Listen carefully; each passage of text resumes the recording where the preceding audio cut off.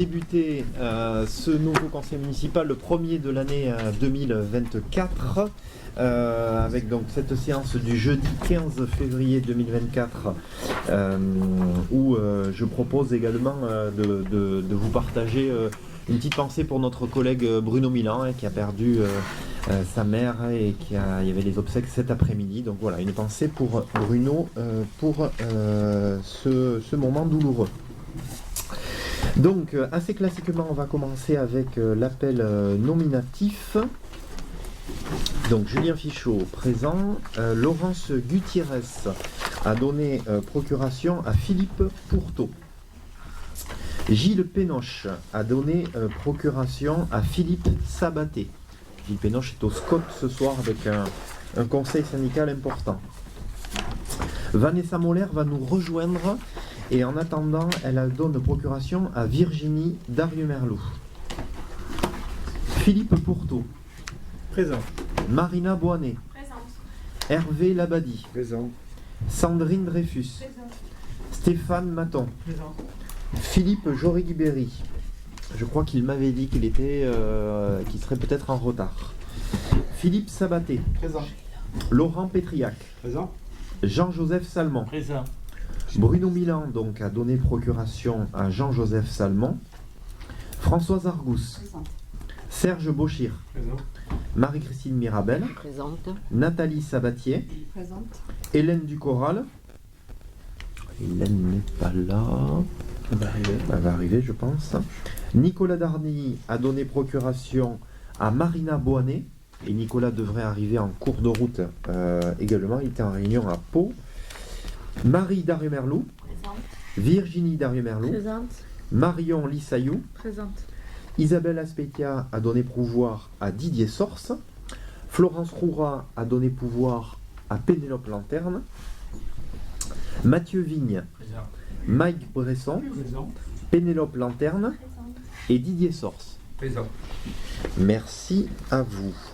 Alors, quelques petites précisions. Donc, je vous rappelle que l'idéal est de mettre vos portables sur mode avion, parce qu'en fait, on s'est aperçu que c'est cela qui perturbe également les micros.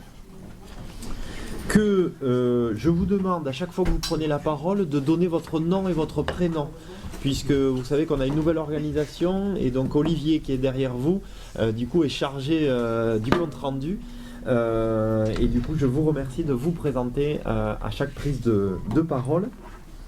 On fait passer du coup la feuille de présence avec une feuille de présence également, deux feuilles de présence, puisque la feuille de présence du conseil municipal de tête c'était le 11 décembre 2023. Je vous propose de nommer comme secrétaire de séance Marion Lissayou. Est-ce que quelqu'un est contre? S'abstient? Je vous remercie. Est-ce que tout le monde a reçu correctement les pièces du conseil municipal? Je vois que des acquiescements, c'est parfait. De précision également, je vous fais une proposition d'ajout d'un point numéro 11 à l'ordre du jour concernant la mise à jour des tarifs du marché qui démarrerait au 1er mars 2024. Si ma mémoire est bonne, il y a une commission municipale la semaine dernière, ou il y a 15 jours. Le 30. Le 30, voilà, il y a 15 jours. Donc, est-ce que quelqu'un y voit un inconvénient de rajouter cet ordre, ce 11e point à l'ordre du jour? Est-ce que quelqu'un est contre? S'abstient? Donc, je vous propose, il y a le directeur général qui va vous laisser la feuille avec cette délibération. Je vous propose de revoir ensemble donc le procès verbal du conseil municipal donc du 11 décembre qui comportait donc l'avenant au marché de travaux du centre technique municipal et intercommunal qui avait été voté à l'unanimité, l'avenant au marché de travaux de la médiathèque qui avait également été voté à l'unanimité, l'adhésion à l'association des marchés publics Capaki qui avait été acceptée également à l'unanimité. Donc Philippe Jorigiberi nous rejoint. Bonjour Philippe. L'avis sur la modification simplifiée du plan local d'urbanisme de Saint-Martin-de-Seignance, qui avait été donc voté à la majorité avec une abstention de Mike Bresson. La 95e délibération était la cession de parcelles pour l'aménagement de l'île aux Claveries et la convention de délégation de maîtrise d'ouvrage au bailleur social Habitat Sud Atlantique, qui a été votée à l'unanimité des 29 élus de ce conseil. Il en était de même pour le tableau des effectifs et sa mise à jour. Nous avions également voté le recours aux enseignants pour l'aide aux devoirs dans les écoles élémentaires. Nous avions également modifié donc, le comité consultatif du marché non sédentaire et notamment avec la présence de Philippe Sabaté. Ça avait été voté également à l'unanimité. Nous avions élu les membres du conseil municipal qui siègent au conseil d'administration du CCAS. Tout ceci était lié également à ces deux changements entre Philippe et Laurence Gutiérrez. Nous avions également évoqué le retrait de la commune de Tarnos du syndicat mixte du chenil de Bire-Poulette. Je vous en dirai d'ailleurs un mot en fin de conseil.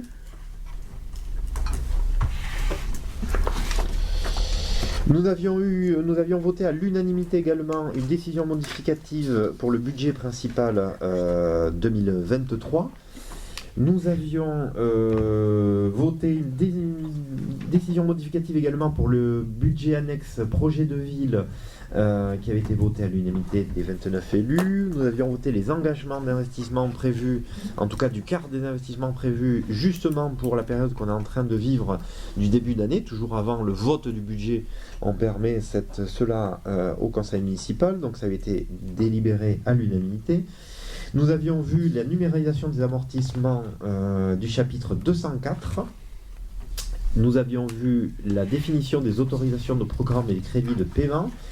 Nous avions évoqué les créances éteintes pour effacement de dettes et créances admises en non-valeur pour le budget 2023. Ces trois délibérations ont été votées à l'unanimité. Nous avions validé les tarifs des concessions du cimetière également à l'unanimité. Nous avions validé les tarifs des vacations funéraires et nous avions approuvé le programme d'ensemble de l'île aux Claveries.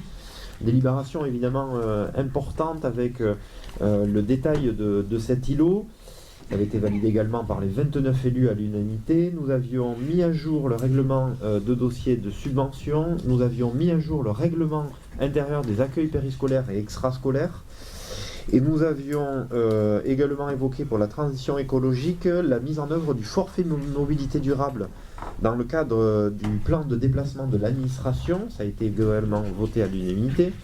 Nous avions évoqué les modalités de concertation pour la loi sur l'accélération de la production d'énergie renouvelable, la PER. Et nous avions, pour terminer, fait appel pour une société landaise sans violence contre les femmes. C'est Laurence Gutiérrez qui avait proposé cette motion, qui avait été votée à l'unanimité également. Est-ce qu'il y a des commentaires sur ce procès-verbal? Est-ce qu'il y a des votes contre, des abstentions? Unanimité, je vous remercie pour ce PV. Je précise également que sur la délibération numéro 9, celle qui concerne le plan de financement et la demande de subvention pour l'équipement mobilier de la médiathèque, il va y avoir une petite modification sur le montant et une hausse de ce montant, puisqu'on a reçu entre-temps un devis qu'on attendait, pour être très clair, et du coup on a pu l'intégrer sur ce montant qu'on verra tout à l'heure avec Marina Boanet. Je vous propose de passer à l'ordre du jour de ces délibérations, et Hélène arrive juste quand pile poil on allait entamer les délibérations. La première délibération, en l'absence de Gilles Pénoche, c'est moi qui vais vous la proposer. C'est le bilan des acquisitions et des cessions 2023 de la commune. Vous vous rappelez que du coup on a cette obligation maintenant de détailler ce bilan-là. Donc vous avez le tableau en page 1 et 2 du coup de ces bilans, sachant que de ces sessions, sachant que on se rappelle que notamment le 14 mars j'avais signé plutôt l'acquisition donc de la chapelle à l'euro symbolique avec la famille Duplantier à Morlas sur une nouvelle étude notariée. Ensuite, vous avez les différentes acquisitions. Pour la plupart, en fait, il y a aussi des portages de l'EPFL au milieu de ces acquisitions. Je le dis parce que ce n'est pas forcément des acquisitions que la commune a réalisées sur cette année 2023, mais c'est aussi des fois des plans de financement qui arrivaient à échéance, en quelque sorte, et que nous avons validés. Dans certains cas, vous voyez aussi, c'est lié à des... vous voyez la SL Lérial, c'est lié à des retours dans le domaine public. Il y avait aussi des actes, des régularisations d'actes. On voit Madame Bélanger, on en avait parlé en conseil municipal, je me rappelle, donc pour Passeloup, pour ceux qui visualisent, c'est juste à la sortie de Saint-Martin sur la route d'Ombre à gauche, le petit chemin piétonnier, où d'ailleurs un passage piéton vient d'être mis et c'était une très bonne chose. Ensuite, HSA évidemment, c'est le plus important de l'année. Ça, c'est une cession. Et c'est la parcelle Claverie en fait, puisqu'on évoquait tout à l'heure le PV du 11 décembre. C'est la vente de Claverie, pour 600 000 euros, sans compter évidemment le rond-point, la place plutôt, Claverie aussi, qui sera confectionnée par HSA, et une partie de l'impasse de Gascogne.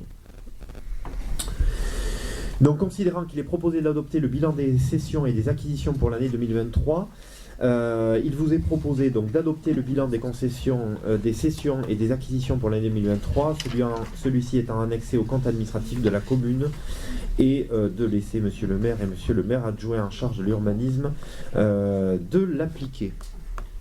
Est-ce que ça amène des questions ou des commentaires? Non. La plupart des acquisitions, de toute manière, sont déjà passées en conseil municipal. Je vous propose de passer au vote. Qui est contre? Qui s'abstient? Unanimité pour cette première délibération.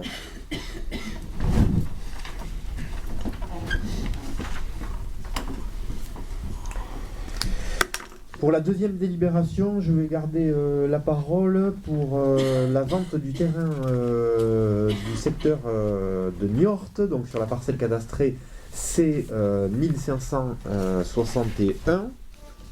Donc il y avait un projet sur ce terrain de Niort, avec une façon de faire qui avait amené un cahier des charges que nous avions proposé au niveau de la promotion immobilière. Et donc en l'occurrence, c'est les Pierres de l'Atlantique qui s'étaient montrés intéressés sur cette parcelle. Je rappelle que la commune avait modifié le projet initial qui devait accompagner cette triple parcelle, puisqu'il y avait un projet collectif, c'est-à-dire une résidence collective à cet endroit, et c'est vrai qu'à la réflexion on trouvait que c'était pas forcément approprié par rapport au lieu. Au-delà de l'acquisition et de la vente plutôt de cette parcelle, c'est surtout le type de projet qu'on va y faire dessus qui est important. En l'occurrence, donc, c'est un projet de maison mitoyenne et pas de résidence, qui nous paraissait mieux s'intégrer à l'esprit urbain de ce lieu, puisqu'on est dans un lieu plutôt naturel, avec Jo et Simon qui est sur la parcelle C 1552, pour ceux qui ont le plan sous les yeux, c'est-à-dire juste à côté. Et d'ailleurs, c'est passé en commission citoyenne des avant-projets immobiliers il y a 15 jours, où ce projet a été évoqué. Et donc là, l'idée est de vendre la parcelle qui appartient à la commune, puisque vous rappelez donc qu'il y avait un triple propriétaire sur cette emprise. Donc, article 1, approuver la vente de la parcelle C1561 pour une contenance de 1730 hectares, 1730 mètres carrés, au prix de 200 000 euros, d'autoriser Monsieur le maire à signer le protocole de vente, l'acte authentique, ainsi que tous les actes juridiques, administratifs et tout document y afférent. Est-ce que ça amène des questions ou des commentaires? Oui, Mike Bresson. Maï Bresson. Donc juste une remarque, vous nous indiquez que le projet a été présenté au Conseil citoyen. En ce qui nous concerne, en tout cas élus d'opposition, nous ne le connaissons pas. Et je le regrette. Je pense qu'il eût été bien que ce projet, sans que ça fasse nécessairement l'objet d'une délibération, soit présenté aux élus municipaux avant d'être présenté à un conseil citoyen. Eh bien non, Mike, désolé de vous contredire. Florence Roura était bien présente au comité citoyen. Florence Roura, enfin bon... Ah oui, mais non, mais attendez, moi je suis pas chargé des relations entre Florence Roura et Mike Bresson. J'en ai suffisamment avec 23, Mike. Est-ce qu'elle est partie avec les documents? Ah, alors en tout cas, ça a duré 2h30. Donc en tout cas, elle avait une idée précise de ce qui va se faire, hein, et c'était intéressant parce qu'il y a eu beaucoup de débats. Mais non, là, par contre, ça... Non, mais j'insiste. Ah, mais moi aussi, Mike, j'insiste. Vous présentez le projet à un conseil citoyen. C'est très bien. Une de nos élus est présente. Mais, j'engage mes collègues de décrire le projet. Tout le monde en est incapable dans l'opposition, à part Florence Roura, c'est ce que je regrette, c'est tout. Bon, je comprends tout à fait, Monsieur Bresson, mais là par contre, ça fait 2 ans et demi que la commune de Saint-Martin a mis en place ses conseils citoyens des avant-projets immobiliers avec un principe qui est très clair. 4 élus, 4 citoyens, 4 personnes ressources. L'idée justement, c'est même d'aller plus loin, et vous le savez très bien, sur cette concertation et ce dialogue à plusieurs sur les projets immobiliers, vous le savez, puisque ça a été source d'échanges entre nous deux, et notamment un repère qui est très important pour moi. Ce conseil citoyen a toujours lieu avant le dépôt du permis de construire, ce qui d'ailleurs est toujours le cas puisque le permis de construire n'est pas encore passé. Donc là, on passe même une délibération avant que le permis soit déposé. Donc je trouve qu'on va beaucoup plus loin, participant à ce conseil municipal depuis 16 ans, pas autant que vous, Monsieur Bresson, mais pas loin. Je sais que ce conseil citoyen, il va un peu plus loin que ce qu'on faisait depuis 16 ans dans cette commune. Bon, après, j'entends ce que vous dites, mais bon, là, après, vous appelez Florence Roura. Moi, c'est la même chose, étaient présents à ce conseil citoyen Laurent Pétriac, Bruno Milan de tête et le troisième, Philippe Pourteau. C'est pareil, Marie-Christine Mirabel, Jos Salmon, Sandrine Dreyfus, ils n'ont pas participé, mais ça c'est le jeu aussi des représentativités dans les différentes commissions. Tout le monde ne peut pas être présent à tout. Bon, ça par contre, c'est ma réponse en tout cas. Est-ce qu'il y a d'autres commentaires ou questions sur cette délibération qui en suivra d'autres, puisque vous avez compris que ça concerne également la parcelle C1559 et C1560 qui seront vendus dans les semaines à venir, et ça passera également en conseil municipal. Je vous propose de passer au vote. Qui est contre? Qui s'abstient? Unanimité pour cette deuxième délibération. Je vous remercie. Je vous propose d'évoquer tous les sujets liés aux ressources humaines et à la fonction publique et au personnel notamment, et en démarrant, j'allais dire, l'année comme un peu tous les conseils municipaux depuis quelque temps, avec la mise à jour du tableau des effectifs, et je donne la parole à Hervé Labadie, adjoint au maire, aux finances, au RH et à la qualité du service public. Hervé. Merci. Afin de permettre la nomination suite à réussite à concours de 3 agents, nous vous proposons de créer 3 emplois permanents de catégorie B à temps complet sur le grade d'animateur. Nous vous proposons également de créer un emploi permanent sur le grade d'adjoint d'animation principale de 2e classe à 35 heures pour le passage d'un agent actuellement à 30 heures afin d'exercer de nouvelles missions de responsable de pôle. Ces créations de postes n'entraînent aucune embauche nouvelle. Par ailleurs, il est nécessaire de supprimer un poste d'attaché principal titulaire à temps complet suite au départ en retraite d'un agent et un poste d'auxiliaire de puriculture de classe supérieure titulaire à temps complet suite à démission d'un agent. En conséquence, Nous vous proposons de voter ces modifications et de valider le nouveau tableau des effectifs qui fait apparaître un montant de 148 effectifs budgétaires pour 122 emplois pourvus, soit 105,27 effectifs à temps plein. Parfait, merci beaucoup. Hervé, est-ce que ça amène des questions ou des commentaires? Je ne pense pas. Je vous propose de passer aux voix. Qui est contre? Qui s'abstient? Unanimité pour cette délibération. Et voilà, je me permets aussi de préciser que je suis très heureux pour le service éducation enfance jeunesse, genre de Stéphane Maton, l'adjoint en charge de ce service éducation, parce qu'on a quand même eu des réussites qui sont importantes pour ce service. Ça structure ce service et ça va, je pense, participer également à l'évolution sur nos 3 sites scolaires et je trouve que c'est une bonne chose que ces réussites au concours pour notamment ces 3 agents. Hervé Labadie, donc, sur le mandat au Centre de gestion des Landes pour négocier un accord avec les organisations syndicales représentatives et lancer la consultation ayant pour objet de conclure une convention de participation dans le domaine de la prévoyance. Ça, c'est du titre de délibération éprouvant. Voilà, on a terminé, on peut passer au vote. Hervé. Le dispositif réglementaire suite à la réforme de la protection sociale complémentaire initiée par l'ordonnance numéro 2021-175 du 17 février 2021 relative à la protection sociale complémentaire dans la fonction publique et le décret numéro 2022-581 du 20 avril 2022 prévoit 2 possibilités pour les collectivités exclusives l'une de l'autre s'agissant de la couverture prévoyance. La première, c'est la mise en place d'une convention de participation via une procédure de mise en concurrence lancée en propre. La seconde, l'adhésion à une convention de participation proposée par leur centre de gestion. Ainsi que l'obligation pour les centres de gestion de conclure une convention de participation pour le compte des collectivités et établissements de leur ressort qui le demandent. Pour rappel, la couverture prévoyance ou garantie maintien de salaire couvre les risques liés à l'incapacité de travail et, le cas échéant, tout ou partie des risques d'invalidité liés au décès. Le Centre de gestion des Landes a décidé de lancer en 2024, après accord avec les organisations syndicales représentatives, une consultation afin de conclure une convention de participation dans le domaine de la prévoyance. Il propose aux collectivités intéressées de se joindre à cette procédure en lui donnant mandat par délibération pour désigner un comité paritaire de pilotage pour sa passation et son suivi.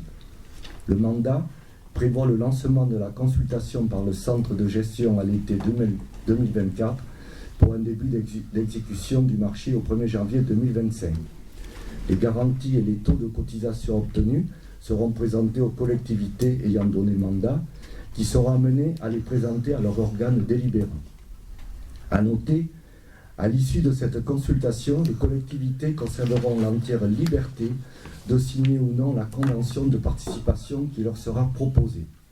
En conséquence, nous vous proposons de se joindre à la convention de participation dans le domaine de la prévoyance que le Centre de gestion des Landes prévoit de réaliser et de lui en donner mandat, de donner mandat à Monsieur le maire pour déterminer avec le Centre de gestion des Landes les conditions de déroulement de la négociation et les modalités de conclusion de cet accord, ainsi que pour approuver l'accord négocié, et de prendre acte que les tarifs et garanties lui seront soumis préalablement, afin qu'il puisse prendre la décision de signer ou non cette convention souscrite par le CDG, dont la prise d'effet sera fixée au 1er janvier 2025. Monsieur le maire et monsieur le maire adjoint sont chargés de la bonne exécution de cette délibération qui sera adressée pour ampliation au contrôle de la légalité préfectorale. Merci Hervé. Est-ce que cette 4e délibération amène des questions ou des commentaires? Donc ça, elle a été abordée au CST jeudi après-midi avec les représentants du personnel. Donc voilà, donc moi je trouve que c'est une bonne chose en tout cas de prendre un peu le pouls sur un sujet quand même qui est de plus en plus important avec les dépenses de santé, les mutuelles et prévoyances sont de plus en plus importantes en termes de coûts. Et bon, voilà. Ce qui est important, hein, enfin, j'ai essayé de le retracer, c'est que cette étude, on mandate le CDG pour l'étude, mais on n'est pas tenu après de signer les propositions. C'est-à-dire on reste libre en fonction des propositions, si elles sont plus intéressantes ou moins que ce qu'on a déjà. Voilà, c'est pour ça qu'on s'est lancé dans cette étude. On ne l'aurait peut-être pas fait si on était, je dirais, pieds et poings liés après pour la signature du contrat. Parfait. Oui, Mike Bresson. Mike Bresson. Donc, en ce qui concerne l'article 3, si je comprends bien, il n'y aura pas d'autres délibérations et vous prendrez, vous, monsieur le maire, la décision de signer ou pas. Je pense. Ouais. Oui, c'est bien ça. On est d'accord. Est-ce que vous ne pensez pas qu'il serait intéressant que le Conseil ait l'information avant que vous ayez vous-même le pouvoir ou non de signer? J'en parlerai à Florence Rouvroy. Il faut souhaiter qu'elle nous en parle. Les absents, on en toujours pas. Non, mais alors, j'allais dire, j'entends tout à fait pour le conseil municipal. Ce qui est important aussi, c'est avec le CST, parce que c'est vrai que les représentants du personnel, voilà, c'est ça. Alors après, bon, sincèrement, bon, là, c'est prévu comme ça. Mais de toute manière, ça sera Hervé sur ces commissions est très attentif, puisque il y avait d'ailleurs une commission il y a quelques jours encore. Ça sera au moins abordé en commission, ça c'est sûr. Okay. Évidemment, il y a un gros enjeu financier et du coup, c'est vrai que... On sera vigilant. Oui. Est-ce qu'il y a des votes contre? Des abstentions? Unanimité? Je vous remercie. Donc, arrivée de Vanessa Moller.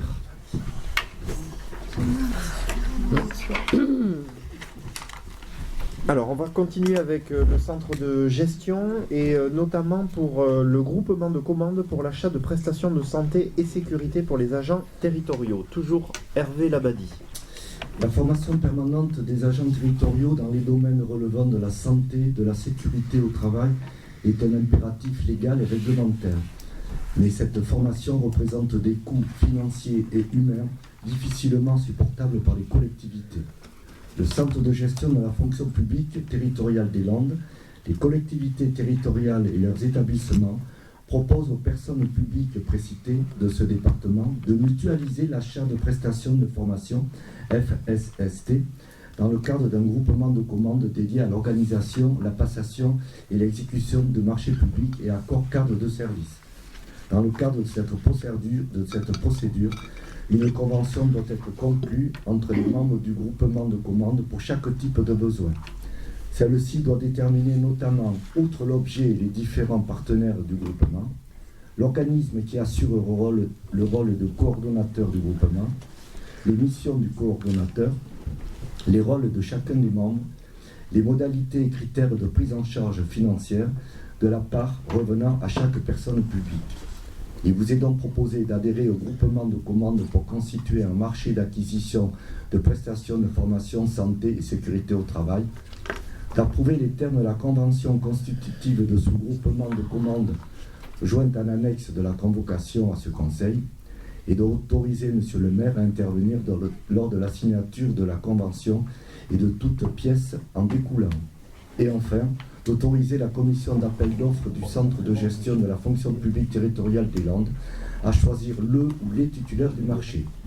Monsieur le maire et monsieur le maire adjoint sont chargés de la bonne exécution de cette délibération qui sera adressée pour ampliation au contrôle de la légalité préfectorale. Merci Hervé. Bon, sujet important, on en parle régulièrement avec les représentants du personnel aussi parce que moi je suis très sensibilisé sur ces réalités et il me semble que Marion Lissayou ne pourra pas dire le contraire sur les secours à la personne sur le lieu de travail ou dans d'autres circonstances. Donc je pense que c'est un vrai sujet important et sur les secouristes au travail on a de la marge de manœuvre, on va le dire comme ça monsieur le DGS. C'est pas... Il y a de la marge de manœuvre. Oui, Hervé. Hervé Labadie. Et ça montre le bon partenariat qu'on a mis en place avec le CDG qui nous offre souvent ces possibilités de sous-traiter, je dirais, certaines formations qu'on n'est pas en capacité de réaliser dans la commune et qui font de façon de qualité à notre place. Oui, j'ai vu quelques yeux qui me regardaient bizarrement. En fait, FSST, Oui, c'était dans le titre. voilà, juste, c'est vrai qu'on met beaucoup d'acronymes, donc c'est les formations secourisme au travail. Voilà. Donc c'est dans les services municipaux qui est tout le temps un membre du service qui soit formé un ou plus, selon certains services.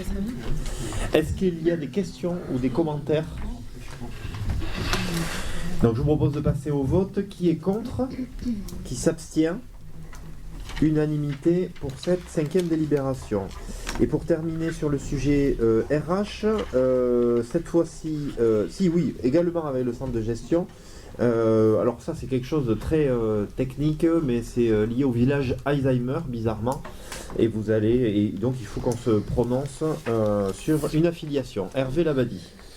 Par délibération en date du 23 octobre 2023, le conseil d'administration du Centre départemental d'action sociale des Landes sollicite son affiliation volontaire au Centre de gestion de la fonction publique territoriale des Landes.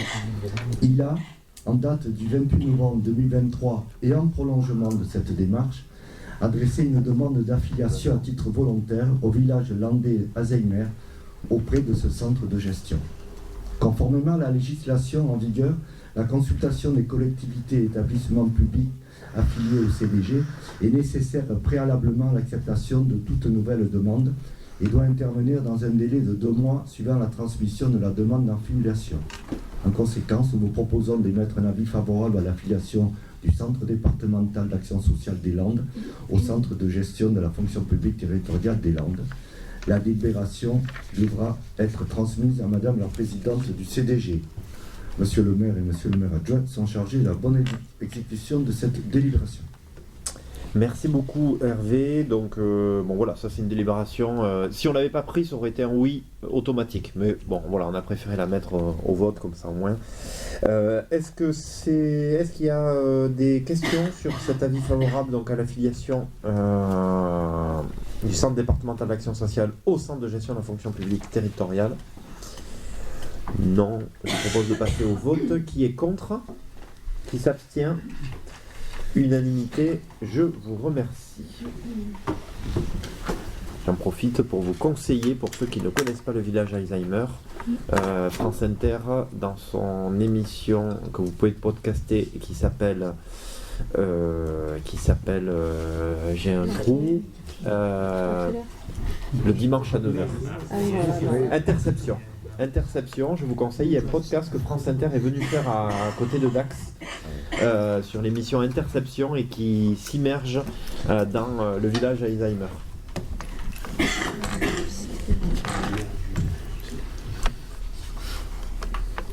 Donc on va passer donc aux finances et aux modalités d'octroi de la garantie à certains créanciers de l'agence France locale pour l'année 2024. Bon, ça c'est assez classique. Alors vous avez vu que ça prend beaucoup de place dans le conseil municipal, mais au final c'est une délibération dont on commence à avoir l'habitude, puisque ça fait maintenant à l'agence France locale, je dirais, c'est de 2015, Mike, non, c'était Didier Herbert qui avait adhéré, c'est quelque chose comme ça, presque 10 ans maintenant qu'on est adhérent à l'agence France locale. Hervé Labadie. Et effectivement, ça devrait être court. L'agence France locale AFL est un établissement de crédit créé en 2013 et réservé aux collectivités territoriales. Elle est détenue à 99,99% par la holding Agence France locale Société territoriale, composée à 100% par des collectivités territoriales. L'AFL a pour objet de faciliter l'accès au financement des investissements des collectivités territoriales qui en sont membres. La particularité réside dans le système de garantie mis en place qui prévoit que tout membre de l'agence France locale, société territoriale, est garant de la dette contractée par un autre membre de cette société, mais à hauteur du montant total de son propre emprunt et pour la durée de l'emprunt le plus long vanté de 45 jours. Si la garantie est appelée chez un membre, il devra s'acquitter des sommes dont le paiement lui est demandé dans un délai de 5 jours ouvrés. Au 1er janvier 2024, pour information, le montant capital des emprunts de notre commune en cours auprès de l'AFL s'élève à 5 100 000 € en nominal, pour un capital restant de 3 880 000 pour 5 contrats en cours. Il s'agit effectivement d'une délibération administrative habituelle que l'on fait en début d'année. En conséquence, nous vous proposons de renouveler pour 2024 les modalités d'octroi de garantie afin de pérenniser le système de prêt mis en place par l'Agence France Locale et d'autoriser Monsieur le maire, en cas de besoin, à prendre toutes les mesures en ce sens. Merci Hervé. Donc je pense que c'est clair. Est-ce qu'il y a des questions? Je ne pense pas, mais bon, on ne sait jamais. Sandrine, une question? Je vous propose de passer aux voix. Qui est contre? Qui s'abstient? Unanimité pour cette 7e délibération. Et je vous propose donc de passer donc sur la thématique du transport avec la création du nombre d'autorisations de stationnement de taxis et l'attribution d'un emplacement. Je passe la parole à Philippe Jory-Guibéry. Donc la loi du 1er octobre 2014 relative aux taxis et aux voitures de transport avec chauffeur a apporté des modifications significatives au régime des autorisations de stationnement, désormais délivrées par le maire par arrêté municipal sans accord préalable de la commission départementale des taxis et voitures de petite remise. Depuis le 1er octobre 2014, les autorisations sont incessibles, valides durant une période de 5 ans, renouvelables et gratuites. Monsieur le maire a la compétence de réglementer la circulation et le stationnement des taxis sur sa commune.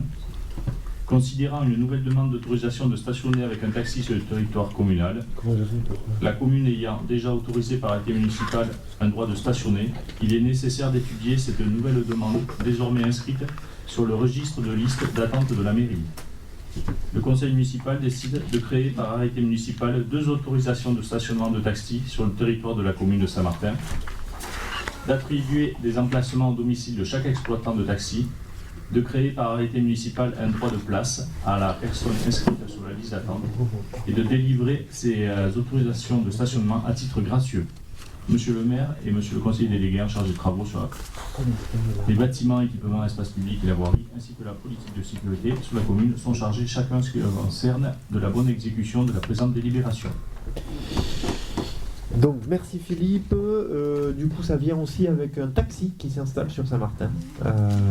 Du coup j'ai oublié son nom, Philippe. Monsieur... Je sais plus son nom. Hein? Ouais, j'ai oublié. Bon, pardon. Il habite à côté du château d'eau. À l'entrée de la Hein?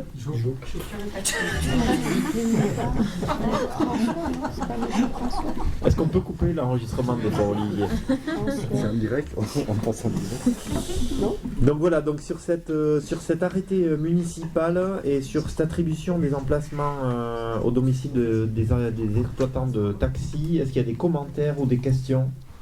Et d'ailleurs, vous observerez sur la place des 3 Eugénie, du coup, le panneau taxi a été enlevé, du coup, puisque ça sera à domicile, on va dire, des propriétaires. Je vous propose de passer... J'ai pas fait voter. Non. Qui est contre? Qui s'abstient? Unanimité pour cette 8e délibération. On va parler finances et surtout subventions avec l'équipement mobilier de la médiathèque. Et je passe la parole à Marina Boinet, l'adjointe au maire en charge des affaires culturelles. Oui, donc effectivement, la phase des travaux pour la construction de la médiathèque est en cours de réalisation, voire en phase finale. Donc il convient d'anticiper sur les futurs besoins de la structure, notamment en termes d'équipement informatique, d'acquisition, du fonctionnement général et du mobilier essentiellement, que ce soit pour les différents espaces, l'accueil, voilà, pour ne citer que quelques-uns, l'espace adulte, la ludothèque, la réserve, etc. Les besoins en matière de mobilier technique, donc au niveau du rayonnage, mais aussi du mobilier de confort, que ce soit les tables, les chaises, les fauteuils, sont très importants. Nous avons voulu, donc je vous le rappelle, faire de ce lieu un endroit chaleureux, convivial, propice aux rencontres, à la mixité, concevoir un lieu accueillant qui fera écho à l'accueil et à l'ambiance familiale tant appréciée dans la bibliothèque actuelle. Il nous a paru intéressant et audacieux de recréer une ambiance salon, donc un peu comme à la maison, dans lequel on se sent bien, un endroit plaisant dans lequel on a envie de rester, de passer du temps et de rencontrer d'autres personnes, un vrai lieu de convivialité favorisant le partage et le vivre ensemble. Cette ambiance serait créée essentiellement grâce à la décoration intérieure, dans l'esprit mix and match, un mélange de récent et d'ancien, tout en conservant les indispensables rayonnages conçus spécialement pour accueillir les collections, qui bien évidemment doivent respecter les normes régissant les établissements recevant du public. Le mobilier doit également respecter les principes d'accessibilité, de modularité et d'adaptabilité. Nous avons fait le choix d'utiliser pour le mobilier de confort des meubles recyclés proposés par une société spécialisée ayant un vécu, une âme, pour casser le côté aseptisé que peuvent avoir certaines bibliothèques et créer ainsi une ambiance chaleureuse qui rentre dans une dynamique d'économie circulaire et responsable. Évidemment, le mobilier technique étant du matériel neuf. Nous intégrerons également, pour la partie bureau et stockage, des éléments de mobilier laissés par convention à la commune par la direction départementale des finances publiques de l'ancienne perception de Saint-Martin. Enfin, afin de créer une harmonie et une cohérence globale, une direction artistique s'est imposée pour, au-delà de l'aspect global, proposer une ou plusieurs œuvres afin d'animer l'espace et lui donner une atmosphère particulière. La partie communication fait également l'objet d'un travail complémentaire. Donc on entend par là l'identité visuelle de ce nouveau lieu, mais le travail autour d'un logo, d'une signalétique intérieure et extérieure. Nous devons ce soir approuver les besoins prévisionnels estimés en matière de mobilier pour la future médiathèque, soit un montant de 138 571,31 € hors taxe. Autoriser Monsieur le maire à solliciter tout financement nécessaire à l'achat de mobilier. Les subventions sollicitées seront les suivantes. Donc au niveau de la DRAC pour la dotation générale de décentralisation pour les bibliothèques, à hauteur de 40% du coût global. Le Conseil régional de Nouvelle-Aquitaine pour l'aide à l'investissement pour la création, extension et réhabilitation de bibliothèques médiathèques à hauteur de 20% du coût global hors taxe. Et la CAF pour les dépenses liées à la seule partie ludothèque, soit 23 307,34 € à hauteur de 25% de son montant, soit 4,20% du coût global hors taxe, soit 5 826,84 € hors taxe. La commune assurera sur fonds propres le reliquat des achats à hauteur de 35,80 €, soit 49 601,68 € et préfinancera le montant de la TVA sur ces achats. Vous trouverez donc le descriptif dans le tableau des dépenses que vous avez tous. Donc enfin, il nous faudra ce soir autoriser Monsieur le maire et son représentant à signer tout document et engager toutes les démarches nécessaires à l'application de la présente délibération. Merci Marina. Effectivement, c'est exaltant parce que c'est vrai que depuis de longs mois, on travaille donc en collaboration avec ces trois partenaires très différents les uns des autres. Donc la société Catalpa qui travaille avec que des recycleries. Donc moi je trouve très chouette d'avoir cette tonalité aussi sur un lieu public, parce qu'un lieu public il est là aussi pour montrer l'exemple, et là on va montrer que dans un lieu public accueillant tout un tas d'habitants, que ce soit des plus jeunes aux plus anciens, on va pouvoir utiliser des bureaux, du mobilier qui a déjà un vécu et qui aura une seconde vie chez nous, et vous verrez que ça va avoir... ça va être très très très chouette, parce que c'est vrai que plus on avance sur ce projet et plus ils nous surprennent. Là vous voyez par exemple, on a récupéré du mobilier qui était chez Nestlé à Paris. Voilà, c'est vraiment, et alors vous verriez la qualité des fauteuils est vraiment très bonne. Donc voilà, ça va être très étonnant, très surprenant. Et c'est vrai qu'on a également une artiste textile, puisque voilà, quand Marina évoquait les œuvres, c'est une artiste textile, Sonia Laudet, qui est aussi épatante, une artiste bayonnaise qui a beaucoup de talent, et on aura un lieu singulier, et ça je trouve que c'est une belle chose pour un lieu comme une médiathèque municipale. Et là, puisqu'on parle de finances, on a quand même en tout cas l'ambition d'avoir 65% de cofinancement. Pour être très clair, logiquement, ça devrait le faire. Voilà, parce que on est d'accord que dans des délibérations, on projette des subventions, mais que des fois, là, je rappelle que pour que ça soit pour l'investissement ou d'autres étapes, la DRAC nous a déjà accompagnés Donc là, logiquement, ça devrait être le plan de financement définitif. Donc 35% pour la commune, c'est une bonne nouvelle également pour nos finances. Est-ce qu'il y a des questions ou des commentaires ? Donc je vous propose de passer aux voix. Qui est contre ? Qui s'abstient ? Je vous remercie pour cette unanimité avec un élu de plus qui a voté, en l'occurrence Nicolas Dardy, qui nous a rejoints.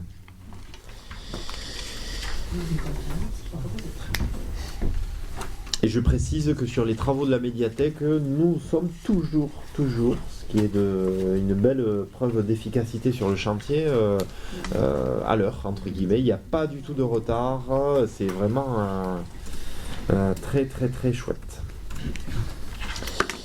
Parce que c'est rare en fait, hein. Voilà, c'est pour ça que c'est chouette. Sur un bâtiment comme celui-ci, c'est toujours des aléas qui peuvent apparaître. La 10e délibération et dernière pour cette soirée, l'engagement du projet... Non. Avant-dernière, oui, exact, pardon. L'engagement du projet de réhabilitation extension des vestiaires du stade de foot à Barrères et la validation du plan de financement, on l'avait déjà évoqué, donc ces vestiaires à Barrères posent souci. Et donc du coup, je passe la parole à Vanessa Moller, l'adjointe au sport et aux associations. On verra si on sera dans le temps là pour suivre. Donc cette délibération vous est présentée afin de présenter le projet de réhabilitation et extension des vestiaires du stade de foot de Barrères et ainsi valider le plan de financement.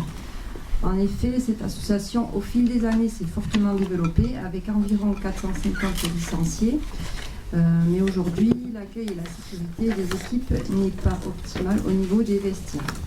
Le secteur très humide, le temps qui passe, les fortes intempéries nous ont obligés à prendre un arrêté pour interdire l'usage des vestiaires car il y a des trous dans le plancher présentant un danger pour les usagers. Il est donc urgent de procéder à la réhabilitation complète afin de proposer des conditions d'accueil aux normes, aussi bien en termes de confort que de sécurité. Le site sera le même afin de poursuivre et d'accompagner cette pratique au plus près du terrain synthétique, mais le modulaire sera sous forme de panneaux autoporteurs à ossature pour.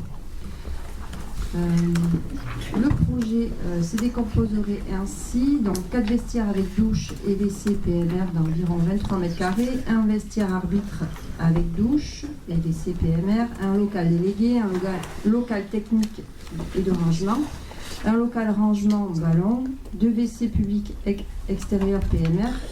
Donc au total, le bâtiment ferait 170 m². Considérant que le montant du projet est estimé comme suit, études et contrôles divers de 17 000 € hors taxe, les travaux plateforme d'accueil accès réseau 110 000 € hors taxe, la construction et l'installation des bâtiments modulaires 385 140 € hors taxe, soit un budget de 512 140 € hors taxe. Après avoir délibéré, le conseil municipal décidera d'approuver l'engagement du projet et de réhabilitation extension des vestiaires du stade de foot de Barrères, d'approuver le programme estimatif de travaux d'un montant prévisionnel global estimé à 512 140 € hors taxe, d'autoriser Monsieur le maire à solliciter tout financement nécessaire à la réalisation de la réhabilitation, extension des vestiaires. Donc les subventions sollicitées seront les suivantes: DETR 2024 à hauteur de 40%, la Fédération française de foot à hauteur de 15%, le conseil départemental des Landes 15%. Donc vous avez le tableau qui explique les dépenses et les recettes avec les financeurs. La commune assurera sur les fonds propres le reliquat des achats à hauteur de 30%, donc soit 153 642 €. Et préfinancera le montant de la TVA sur ces achats.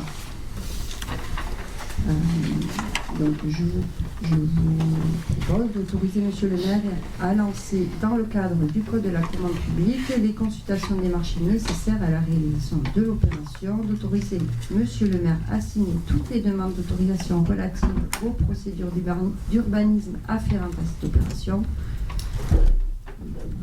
Monsieur le maire adjoint en charge de l'urbanisme, du logement d'harmonie, madame la maire adjointe, au sport, aux festivités, monsieur le maire adjoint en charge des ressources humaines, des finances, de la qualité de service public et monsieur le conseiller délégué aux travaux sur les bâtiments, les équipements et les espaces publics sont chargés, chacun en ce qui le concerne, de l'application de la présente délibération.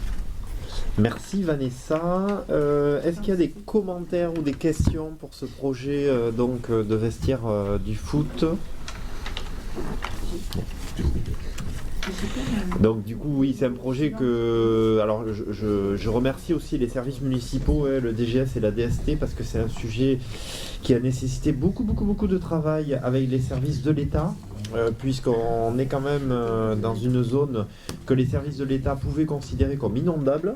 Et du coup, c'est pour ça on aurait voulu proposer cette concrétisation il y a un an, un peu plus d'un an même, et on n'a pas trop pu parce qu'on a travaillé avec les services de l'État. Je le dis aussi, du coup, on ajuste le bâtiment comme si on était en zone inondable. Officiellement, ce n'est pas une zone inondable, mais on l'ajuste, c'est-à-dire on maintient toutes les prises à une hauteur plus importante, on fait une chape de 40 cm pour relever le bâtiment.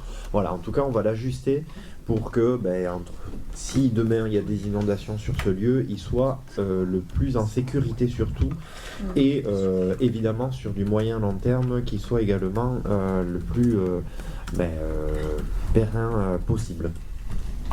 En tout cas, je me félicite parce que c'est vraiment quelque chose d'urgent.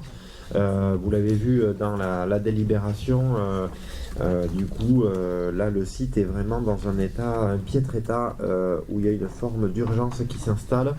L'idée est que les travaux démarrent assez rapidement. On rencontre l'association de foot une nouvelle fois demain soir avec Vanessa et les services. Et on a pour l'instant un point de départ du chantier qui sera au mois d'avril-mai. Alors on est en train d'ajuster avec l'association. Je vous propose de passer aux voix. Qui est contre? Qui s'abstient? Unanimité sur cette délibération. Je vous remercie.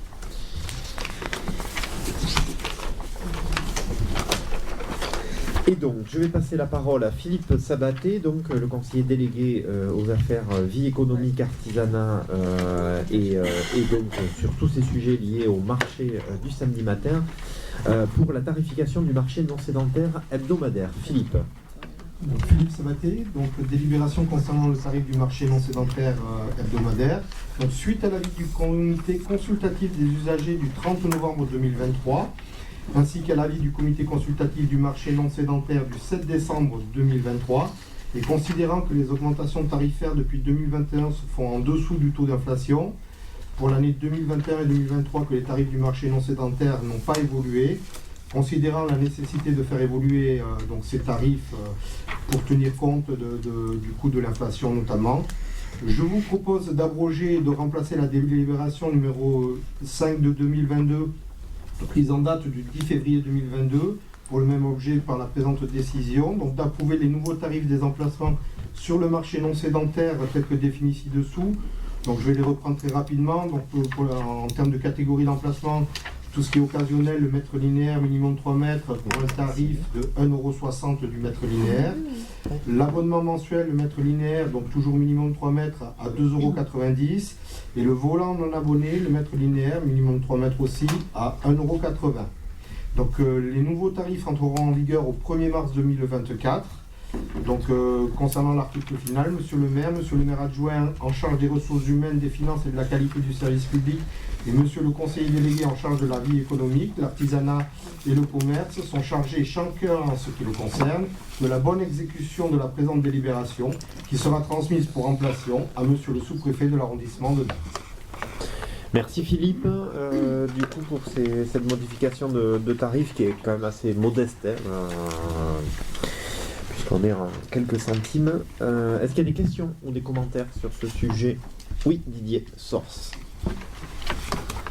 Oui, alors, vu l'avis du comité consultatif du marché, je tiens à souligner quand même que lors de ce comité consultatif, le seul membre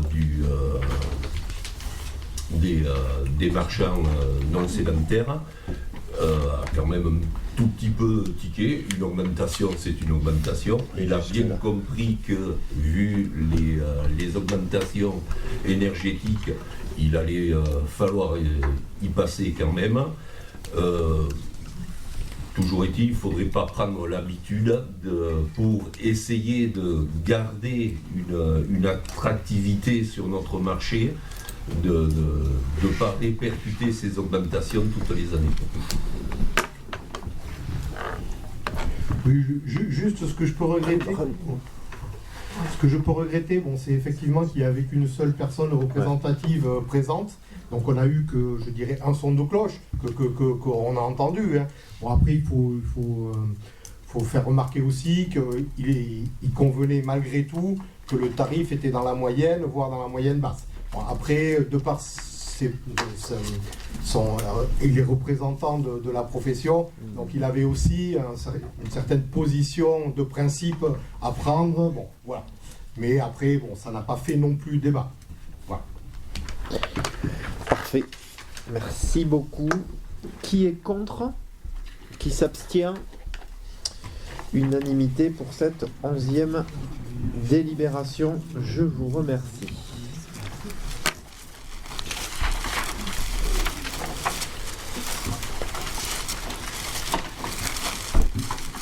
Donc, nous avons 3 questions orales qui ont été déposées par le groupe Saint-Martin Nouvelle Ambition. Oui. Il y a le point sur le chenil de Biropoulet que je voudrais partager avec vous. Et avant cela, juste les décisions que j'ai prises du coup sur délégation du conseil municipal. Il y a du coup 6 décisions. Emprunt 2023 auprès de l'agence France Locale, on en a parlé tout à l'heure. Du coup, c'était l'emprunt d'1 million d'euros qu'on avait réalisé sur l'année 2023. L'actualisation des tarifs municipaux des principales prestations des services et restauration enfance jeunesse, ça avait été évoqué par la commission enfance jeunesse de Stéphane et un travail commun avec la commission finance de Hervé. Ces tarifs qui ont débuté depuis le 1er janvier 2024. Nous avions également rencontré l'association des parents d'élèves pour évoquer avec eux également cette tarification. Et d'ailleurs, je remercie l'ensemble des élus pour ce travail commun.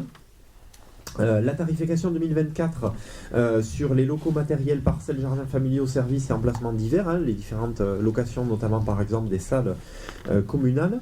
L'annulation et le remplacement de la décision 2023-10 du fait des informations complémentaires sur les participations du conseil départemental des Landes. Alors là c'est important, non pas que les autres ne le soient pas, mais c'est quand même quelque chose qui vient dans le sens du tableau des acquisitions que nous avons vu tout à l'heure. C'est l'acquisition par la commune de Saint-Martin-de-Seyance d'une maison d'habitation cadastrée B 1956 au 542 route Océane. C'est la maison Esteban, c'est-à-dire c'est la maison à côté entre les pompiers et le stade de rugby. Voilà. Pour les raisons que vous devez comprendre, c'est-à-dire on estime qu'à cet endroit-là, il y a quelque chose qui se joue. On est entre un bâtiment prochain qui va être le centre technique municipal et intercommunal. On a le département qui a un projet. D'ailleurs, il y a une nouvelle rencontre qui est prévue avec les départements pour l'UTD à cet endroit-là. On a les pompiers, on a une zone de sport et de loisirs. Donc on trouvait pertinent d'être maître de cette zone. Et alors de tête, je regarde mon DGS, c'est 290 000 euros. 290 000 euros, merci. D'acquisition pour la commune, et évidemment on va faire un portage par le PFL, l'établissement public foncier landais. Et la dernière, c'est l'annulation et le remplacement de la décision 2023-11 du fait d'une erreur sur le titre. Il y avait marqué 2023 au lieu de 2024. Monsieur le maire. Oui, Mike Bresson, oui. Une remarque en ce qui concerne la tarification des cantines scolaires. Vous avez décrit le parcours de cette décision. Certes, les élus ont été consultés dans le cadre de commissions.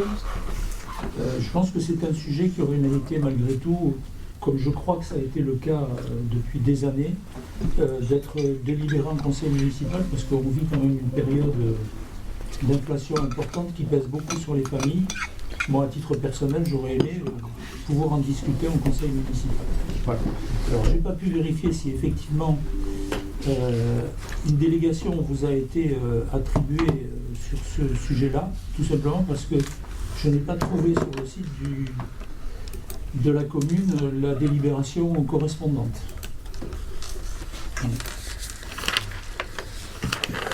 Oui, bon, après, évidemment, on peut tout passer en conseil municipal. Le débat, il serait interminable sur tout un tas de sujets. Chacun va avoir sa façon de voir les choses. Moi, ce qui est le plus important, et je le dis de très loin, c'est la concertation qui accompagne ces décisions-là.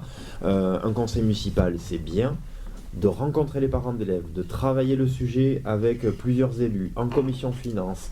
Il y a eu un travail sur plusieurs semaines et plusieurs mois de la part du service finance de la commune aussi, qui s'est, vu la complexité des services périscolaires, puisqu'ils sont sur une palette très large. Je remercie aussi Stéphane Maton qui s'est beaucoup impliqué là-dedans. Moi, c'est ça que je retiens.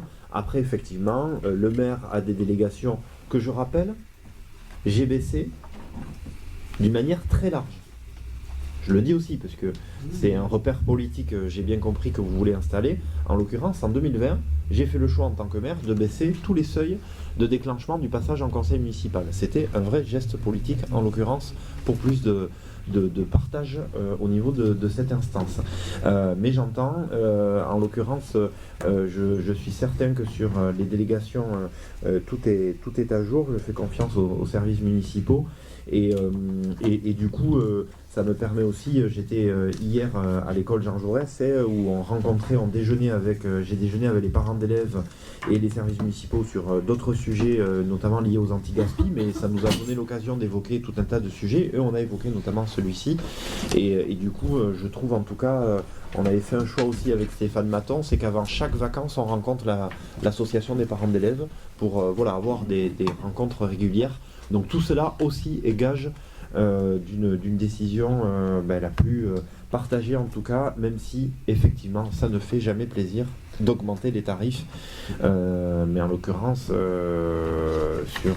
sur celui-là et comme sur les autres, on parlait du marché, on n'a pas du tout impacté la réalité de nos dépenses sur les familles, évidemment, j'allais dire. Monsieur le maire, juste, oui. Je vous fais remarquer que vous avez rajouté à l'ordre du jour du conseil municipal une délibération sur la fixation des tarifs du marché, qui elle-même a fait l'objet d'une concertation avec les personnes concernées. Je pense sincèrement que la fixation des tarifs des cantines municipales est un sujet autrement plus important que la fixation des tarifs du marché. Oui. Et donc, je ne comprends pas cette disparité en ce qui concerne une délibération qu'on passe en conseil municipal et une décision du maire dont je pense qu'elle est beaucoup plus importante, qui ne passe pas en conseil municipal, même si elle a fait l'objet d'une délibération. C'est une remarque, hein, là, comme oui, Stéphane Maton. C'est bon, Stéphane. Oui, Stéphane Maton. Oui, juste, alors moi sur la forme, je vais peut-être pas trop savoir répondre, mais juste je vais développer un petit peu sur le fond, juste pour préciser l'esprit et la réflexion qui a été menée pour que tout le monde ait un petit peu le même niveau d'information aussi sur l'évolution des tarifs périscolaires et de cantine. Donc à savoir que c'est vrai que depuis 3 ans, on n'avait pas du tout revalorisé ces prestations-là. D'un autre côté, la collectivité a subi des augmentations et une revalorisation permanente au niveau de tout ce qui est les fluides, les denrées alimentaires, etc. Donc c'est vrai qu'on était tenu quand même de retravailler sur ces grilles tarifaires-là. Donc c'est ce qu'on a fait, donc on l'a fait en commission, on a fait avec les services comme l'a évoqué monsieur le maire, et au final on a quand même souhaité sur toutes les prestations, on va dire, du quotidien des familles, rester sur un taux d'augmentation assez symbolique, je vais dire, par rapport à ce qu'on subit, à savoir qu'en moyenne, s'il faut retenir un chiffre, il est d'une augmentation de 6%. Voilà. Donc sur les tarifs quotidiens, c'est plutôt 6%. Et après, sur les séjours, mais qui sont très occasionnels, l'augmentation a été un peu plus importante, mais voilà, elle est restée pour d'autres raisons par rapport à ce qu'on subit au niveau inflationnaire sur la commune. Oui, on peut donner par exemple un seul chiffre, puisque Stéphane parlait de 6%. L'augmentation sur, notamment je parlais des cantines, sur les repas, c'est entre 12 et 14%. Pour vous donner un repère, hein, par exemple, hein, sur le nouveau marché avec Éole qu'on a signé en septembre, c'est entre 12 et 14% d'augmentation. Donc, il y a eu 3 questions orales déposées par la minorité. Questions posées par la minorité. Donc, le chemin de Pelut est toujours barré par un propriétaire privé en violation de la propriété communale et des chemins de randonnée. Où en est-on des négociations que le maire s'était engagé en conseil municipal à entamer avec le propriétaire il y a de très nombreux mois? Donc déjà, je vais passer la parole à Philippe Pourtot sur ce sujet, puisque c'est ce sujet qu'il a suivi, et ensuite je vous donnerai d'autres précisions. Oui, comme vous l'avez déjà dit, donc il y a eu pas mal de négociations avec les propriétaires qu'on a reçus plusieurs fois à la mairie, qu'on est allé visiter chez eux.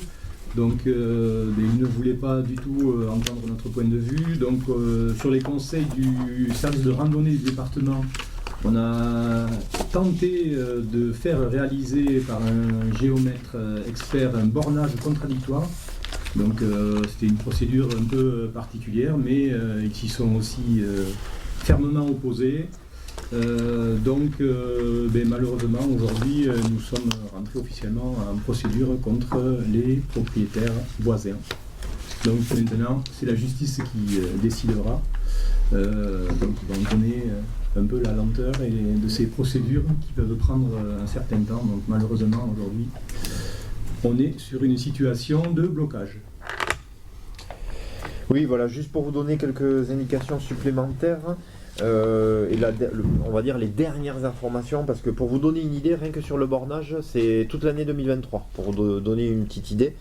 Donc il y a eu parce qu'en fait, c'est pas aussi simple qu'on ne peut le penser, on vient pas, on borne et on s'en va, non, il faut des bornages contradictoires, auxquels la famille Otegui s'est opposée à chaque fois. Donc du coup, pour vous donner les dates également, le 15 octobre 2023, du coup, la commune a saisi un avocat, l'avocat de la commune en l'occurrence, pour procéder à un bornage judiciaire. Et c'est finalement là où en quelque sorte on en est. Et la toute dernière nouveauté, comme toute procédure judiciaire, auparavant, obligatoirement, il y a une médiation imposée par le tribunal.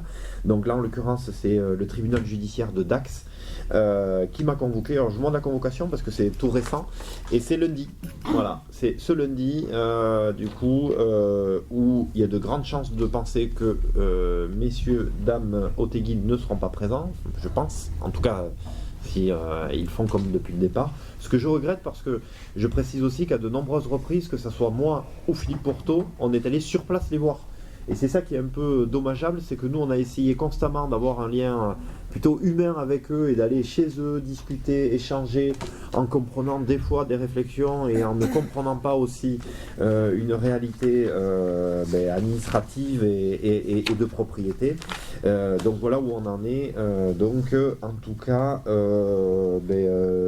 ma motivation, je le redis, est pleine et entière pour défendre le bien commun. Voilà, et ça fait partie du bien commun.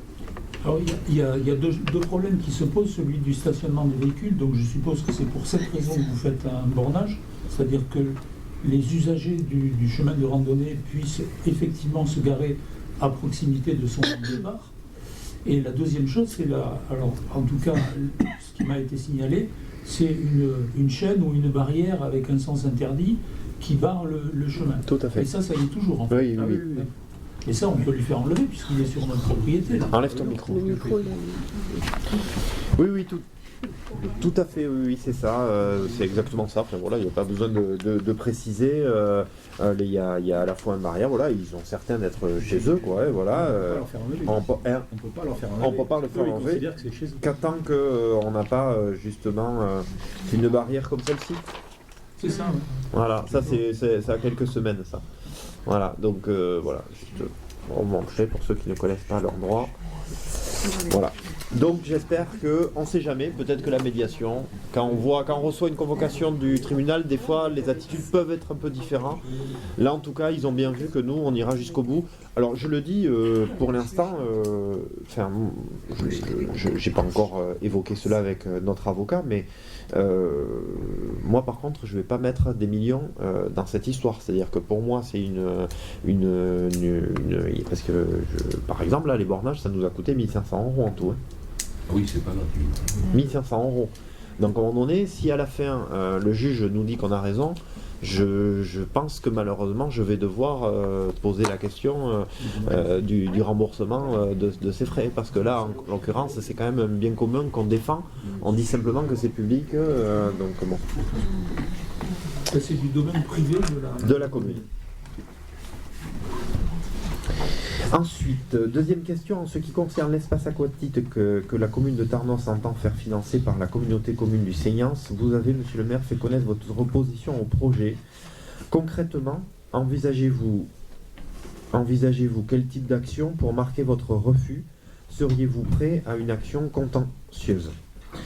Alors bon, c'est un sujet qui a maintenant quelques mois. Donc juste quelques repères. Donc effectivement, les élus du conseil communautaire se sont prononcés sur cet investissement il y a maintenant quasiment 1 an et demi. Du coup, vous connaissez ma position sur ce sujet. Je rappelle du coup, et ça c'est l'actualité plus récente, que les élus du conseil municipal et du groupe majoritaire, mais également la minorité, mais ils n'étaient pas concernés en l'occurrence pour cela, refusent de participer aux commissions liées à cet équipement et ainsi aux commissions d'appel d'offres. Et du coup, après... sur quel type d'action, évidemment aujourd'hui les issues juridiques ne sont pas évidentes.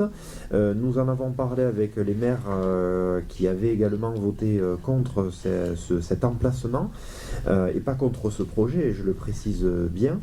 Et malheureusement, c'est vrai que les différents conseils juridiques que nous avons sollicités ne nous donnent pas beaucoup d'espoir sur une procédure longue et périlleuse et coûteuse.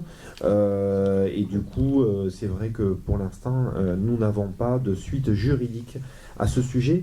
Et ça me permet de réaffirmer ce que j'avais dit d'ailleurs à Madame la Présidente de la communauté des communes. Le plus important dans ce sujet, c'est une réalité politique. Et que je trouve que sur une décision comme celle-ci, c'est-à-dire sur un investissement à la conséquence financière aussi importante, c'était un vote à l'unanimité qu'on recherchait, quel qu'il soit. Et en l'occurrence, ce qui est le plus malheureux et qui est clair, c'est que ce vote n'a pas été à l'unanimité et pour autant il est majoritaire. Et ça, évidemment, je ne peux que le regretter. Donc voilà sur le sujet de la piscine. Juste un complément d'information. Je pense que vous êtes au courant, monsieur le maire, il y a un ancien élu de la commune qui, au titre d'une association, a présenté un recours contre la délibération initiale à plusieurs motifs. D'abord, parce que le conseil communautaire, lorsqu'il s'est réuni, s'est tenu dans une espèce de huis clos où le public n'a pas pu assister, alors même que le huis clos n'était pas prévu. Et donc il a présenté un recours contre cette délibération. Et le tribunal administratif de Pau a indiqué, chose surprenante, que cette délibération n'était pas une délibération décisionnelle, en vertu de quoi elle n'était pas passible de recours. Alors c'est quand même assez extraordinaire. Il se trouve que la personne qui a présenté ce recours n'a pas les moyens, évidemment, d'aller beaucoup plus loin. Et le beaucoup plus loin, c'est refaire une procédure ou aller en Conseil d'État. Moi, je pense à titre personnel que les communes du Seignance, qui seront nécessairement lésées par l'implantation de cet équipement aquatique, devrait engager une procédure contre la localisation de ce projet, et comme vous le dites, pas contre ce projet, mais contre sa localisation, parce que cette piscine communautaire sera une piscine tarnosienne. Mais j'entends, mais je vais me répéter. Encore une fois, on en a parlé avec d'autres maires, hein, parce que c'est pas le maire de Saint-Martin d'ailleurs. Hein. Enfin, là, moi, en l'occurrence, en l'occurrence, je mets en avant l'importance pour moi sur cet outil de coopération qu'est une intercommunalité de coopérer. Donc, je sais pas du tout une affaire à Saint-Martinoise. Et le problème, c'est toujours le même, hein, c'est que le Conseil d'État, par exemple, on l'a évoqué avec notre avocat notamment, voilà, c'est très compliqué et que, attention, je rappelle par exemple que lors du vote, un huissier était présent. Voilà. C'est une parenthèse parmi tant d'autres que je pourrais faire, puisque évidemment je connais bien le sujet et je l'ai bien étudié, mais aujourd'hui les recours juridiques avec les avis que nous avons pris auprès de personnes dont c'est les compétences nous disent que c'est couru d'avance entre guillemets malheureusement sur la fin de ce genre de procédure, même si il n'empêche que ça ne n'altère pas mon aigreur en quelque sorte, que j'ai pu d'ailleurs exprimer lors des vœux et lors de mon discours politique des vœux. Et il n'empêche que nos débats, lorsqu'il s'agit de ce sujet, sont toujours incompréhensibles dans le sens où voilà, je trouve que à cette hauteur-là, et encore le chiffre définitif, on est loin de le connaître, puisque les 13 millions seront peut-être beaucoup plus, et à la limite, je ne le souhaite pas parce que c'est pour les capacités d'investissement futures de notre établissement intercommunal. Mais voilà, aujourd'hui, j'entends ce que vous dites, mais malheureusement, je suis là pour prendre des décisions, et en l'occurrence, là, j'ai plus de décisions qui me font aller vers une non-poursuite juridique pour préserver aussi les finances de notre mairie et de notre conseil municipal, et les autres maires du Seignance sont plutôt dans cette direction également. Et dernière question, la RD 74, où en est-on? Blocage de la route par la ville de Bayonne, gros impact dans la vie quotidienne des Saint-Martinois et Saint-Martinoises. Et effectivement, le chemin de Bâche-Forêt, puisque c'est de celui-ci qu'il s'agit. Donc ça me permet effectivement publiquement en conseil municipal de l'évoquer. Donc effectivement j'ai écrit, ça remonte à septembre-octobre, au maire de Bayonne pour m'étonner dans un premier temps du manque de concertation sur ce sujet. Pêle-mêle, sans refaire l'histoire parce qu'on la connaît tous, j'avais, vous l'avez peut-être vu aussi, été sollicité puisque j'avais évoqué le sujet avec un journaliste de Sud-Ouest, et d'ailleurs je pense que ça a pu déclencher certaines choses, puisque comme par hasard j'ai du coup eu des contacts plus directs avec la mairie de Bayonne après l'article Sud-Ouest. Donc le maire de Bayonne m'a proposé un rendez-vous le 7 décembre dernier 2023. Je m'y suis rendu donc pour un échange qui était très constructif. Sincèrement, il y a eu de l'écoute de la part de monsieur le maire. Il y a eu aussi, et c'est un point important, réaffirmer l'idée que c'est une phase de test. Et je lui ai demandé, à l'issue de cette phase de test, d'être de nouveau consulté. Ce qu'il a accepté. Donc l'idée c'est que, alors on va dire fin mars, je sois de nouveau sollicité. J'ai mis en avant à la fois le territoire du Seignance, mais également pas que, parce que aujourd'hui c'est vraiment une connexion, par exemple pour quelqu'un qui habite à Bardos, qui habite à Urk. Et donc voilà, donc c'est des enjeux, et ça m'amène aussi, pour terminer, deux réflexions qui me paraissent importantes. La première, c'est une route départementale. Voilà, la première, c'est une route départementale. C'est-à-dire, c'est quand même hasardeux de se dire qu'on peut couper du jour au lendemain presque, même si il y a eu une phase de communication, mais du jour au lendemain, une route départementale. Je me dis que ça peut aussi faire écho, malheureusement, on parlait de bien commun tout à l'heure, bon voilà, c'est quand même un peu étonnant. La deuxième, et ça par contre ça a été une grande part de mes échanges avec Jean-René Etchegaray, et qui a été très très à l'écoute, et c'était, il me semble, une bonne chose, et d'ailleurs pour tout vous dire, ça a entraîné déjà des petites conséquences.